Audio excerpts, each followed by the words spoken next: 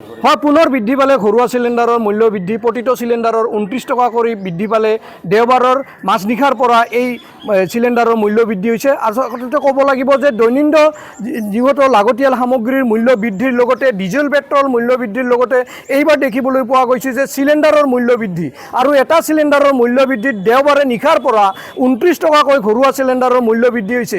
আচলতে আৰু এই মুহূৰ্তত মই উপস্থিত আছোঁ যোগীঘোপা কচুদলৰ এটা গেছ এজেঞ্চিত আৰু গেছ এজেঞ্চিৰ কিছু লোকসকল আছে আৰু লোকসকলৰ পৰা কিছু কথা জানিম। দাদা চিলিণ্ডাৰৰ দাম বৃদ্ধি হৈছে, কি ক'ব? চিলিণ্ডাৰৰ দাম বৃদ্ধি হৈছে, তাৰ কাৰণে চৰকাৰে অলপ ৰেহাই দিব লাগে। দাম বৃদ্ধি হৈছে অধিক, 29 টকাকৈ বাঢ়িল, কমাব লাগে। কমাব লাগে। আন এজন লোক আছে, বাইদেউ আপুনি চিলিণ্ডাৰ পাইছে? চিলিণ্ডাৰৰ দাম বাঢ়ছে, কি ক'ব? চিলিণ্ডাৰ দাম বাঢ়ছে, কিয় বা দাম বাঢ়াইছে মীৰা? অসুবিধা কেনেকুৱা? অসুবিধা মানে খৰিত মই থৈ আছোঁ, খৰি বিচাৰি মই এলাও খৰি গোটা কৰি থৈ আছোঁ। এলা কিয় চিলিণ্ডাৰৰ দাম হৈ আছে? চিলিণ্ডাৰ বুলি নহয়, আন আন সামগ্ৰীৰো মূল্য বৃদ্ধিৰ দাম বাঢ়ছে। কেনেকুৱা দাম বাঢ়ছে আপোনালোকৰ ঘৰত? আলু পিঁয়াজ চব দাম বাঢ়ছে। কিয় দাম বাঢ়াইছে ইমান কৰে? দ্বিতীয়বাৰ বিজেপি চৰকাৰ আহিল, আপুনি ভোট দিছে দিছোঁ। বিজেপি চৰকাৰক কাক ভোট দিছে? মইতো বিজেপিকে ভোট দিছিলোঁ। তাৰপিছত দাম বৃদ্ধি হ'ল, কি ক'ব? কিয় দাম বেছি হ'ল আমিতো নাজানো না সেইটো। কি ক'ব এতিয়াও মানে দাম কমাব লাগে, হয় না নহয়? দাম কমাব লাগে, এটা চিলিণ্ডাৰৰ দাম কমাব লাগে। ইমান কষ্ট কৰে চলিয়া কিয়তে ভোট দিছোঁ তাহাঁতে? আমিতো বোলে মামাকে খালি ভোট দিব লাগে, বোলে খালি মামাকে ভোট দিব লাগে। মামাক ভোট দিলোঁ, কি কৰিলোঁ, এতিয়াও বস্তুৰ দাম হৈ আছে।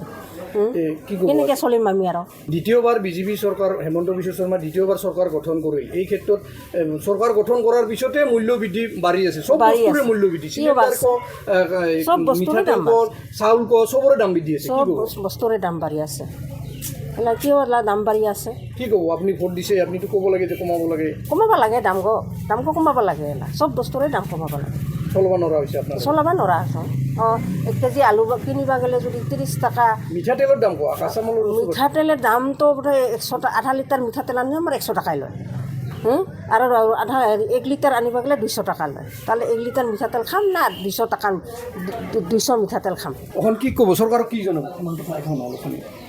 কি ক'ব? চৰকাৰক মানে মই বিৰাট এই চলিতাৰ লগত তৰ্ক লাগছোন, কিয় গেছ নেদামক? গেছৰ আপুনি দাম বৃদ্ধি হৈছে, কি ক'ব? দাম বৃদ্ধি হৈছে, আমিতো কমাব লাগে। চৰকাৰক কমাব লাগে। কমাব লাগে। কিয় ইমান দাম বাঢ়ছে? ঘৰ চলাৰ অসুবিধা হয়। ঘৰ চলোৱা অসুবিধা হৈ আছে, ইমান দাম বাঢ়ে। আমি কেনেকৈ আমি চলিম, হয় না? আন এজন লোক আছে, তেওঁৰ পৰা জানিম, কাৰণ এজেঞ্চিখনৰ যি এই কৰ্মচাৰী এজন আছে, তেওঁৰ পৰা জানিম যে কেতিয়াৰ পৰা দাম বৃদ্ধি হ'ল চিলিণ্ডাৰ? যোৱাকালি বৃদ্ধি হৈছে। যোৱাকালি মানে কি 7 তাৰিখে বৃদ্ধি হৈছে। কিমান টকা বৃদ্ধি হৈছে? 29 টকা বৃদ্ধি হৈছে। এতিয়া পাৰ চিলিণ্ডাৰ বঙাইগাঁও জিলাত কিমান?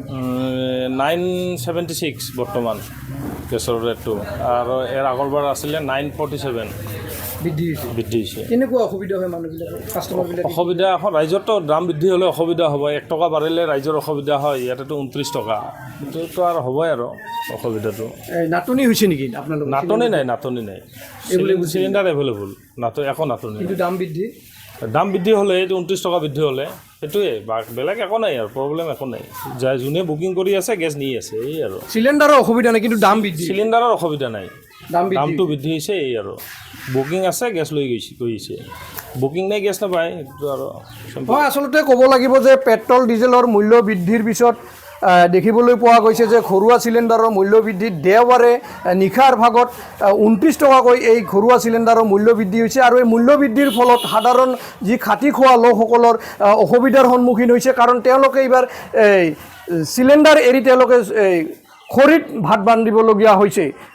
এইদৰে আচলতে যি মূল্য বৃদ্ধি এক প্ৰকাৰ জুৰুলা কৰিছে সাধাৰণ ৰাইজক, আৰু গেছৰ মূল্য বৃদ্ধি এক প্ৰকাৰ জুৰুলা হৈছে সাধাৰণ ৰাইজে।